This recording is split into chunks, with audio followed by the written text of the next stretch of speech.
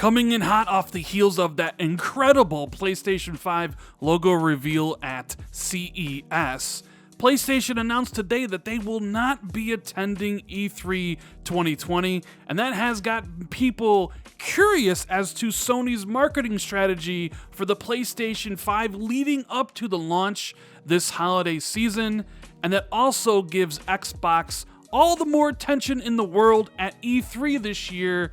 But will they take advantage of it? What's going on, everybody? Randall Thor19, the man with the million, back again with another video. Hope everyone's having a great day.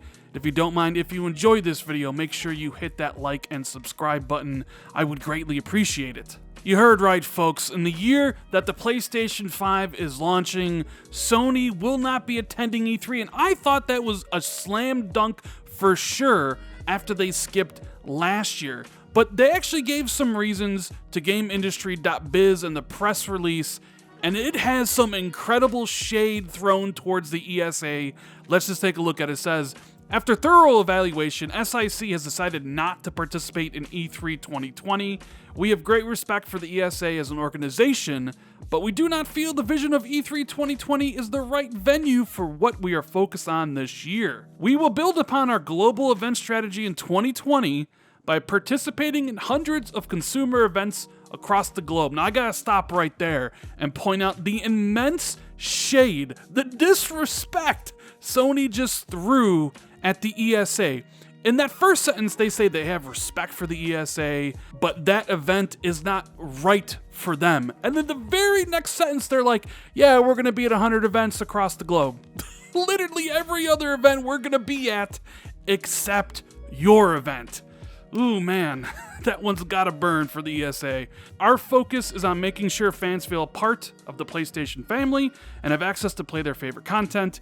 We have a fantastic lineup of titles coming to the PlayStation 4, and with the upcoming launch of the PlayStation 5, we are truly looking forward to a year of celebration with our fans. Now, I thought maybe when the rumors hit that they weren't going to be at E3, that Sony would use this to announce the PlayStation 5 reveal that is rumored for February, but apparently that wasn't in the cards here. So what exactly is going on? This is 2 years in a row that Sony's not going to E3. Is there backstage politics going on here behind the scenes more than we know about? I know last year they said they didn't want to go because it was just updates on existing games and they didn't kind of want to hype up the PlayStation fan base.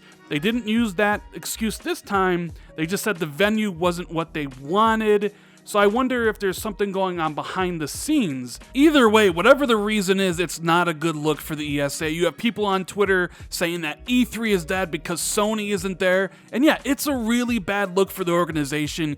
EA pulled out years ago, Bethesda pulled out, I believe even Activision pulled out last year. Microsoft really isn't at E3 either. They've moved everything to their own theater. They just kind of have like a handshake agreement. It really does seem like the significance of E3, the event that I love to watch, to learn about the latest in gaming in June every single year, the Super Bowl for gamers as they call it.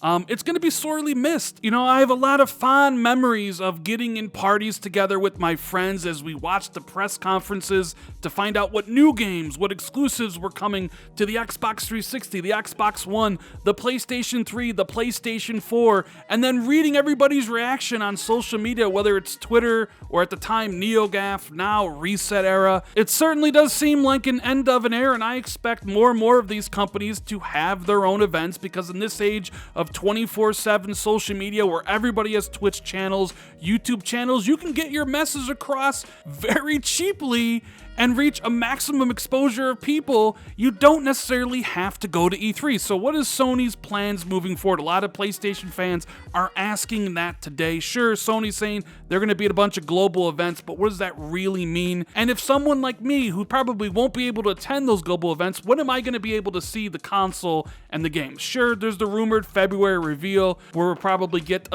An event very similar to the PS4 reveal event, a couple games, them talking about PlayStation Network, and then normally we would get a big reveal at E3, but since they're not going to be there, does that mean they're going to hold their own event before E3? Maybe hold their own event after E3 and invite people? Will they have an event later in the year, like maybe say September or October, where they can invite the press down to play the system, get hands-on in games and write articles right about when people are going to pre-order the system and go out and buy it? Are they going to use the state of play format to slowly dole out information month after month? Now, personally, I hate the idea of Sony skipping E3. I loved watching Microsoft's and Sony's events back to back with EA's and all them thrown in there. So for me, it sucks because it's the end of an era like I mentioned. But as a company, I get why Sony's probably had enough with the ESA and want to do their own thing. But now Microsoft has the spotlight on them once again at E3 like they did last year, and they need to make the most of it. You know, this year they're launching Xbox Series X. They need to showcase to people why they need to buy this system, why they need to have their faith restored in Team Green.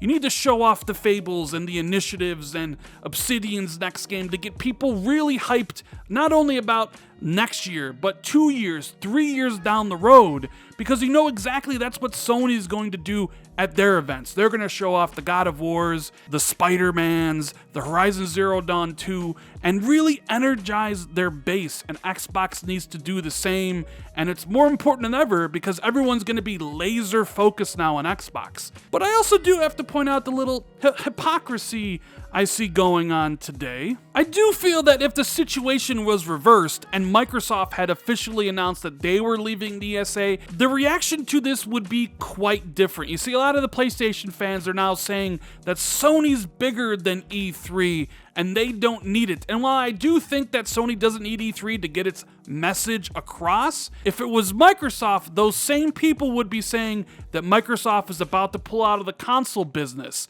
You see the hypocrisy in that? And if you even go back a couple years ago, when E3 would publish their floor maps, those same people would pull out their microscopes and their magnifying glasses and try to compare Sony's E3 stage size to Microsoft. They'd be like, well, Microsoft has a 20 by 5 pixel space and PlayStation has a 100 by 50.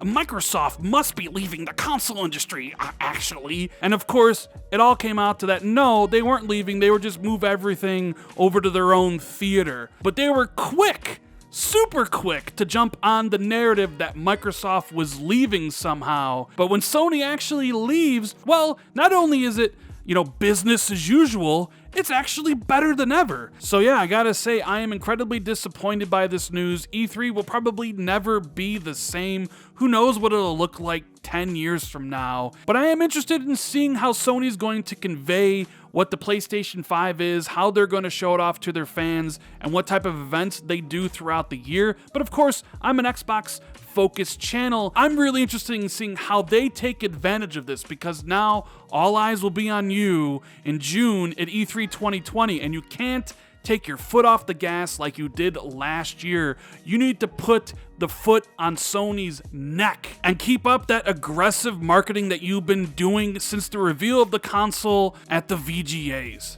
Anyways, guys, let me know what you think about all this in the comments below. And if you enjoyed the video, make sure you hit that like and subscribe button. Share this out on social media. And if you always want to be notified immediately when I drop a new video, make sure you hit that notification bell. Thank you guys so much for watching. I greatly appreciate it. And I'll see you in the next video. Later.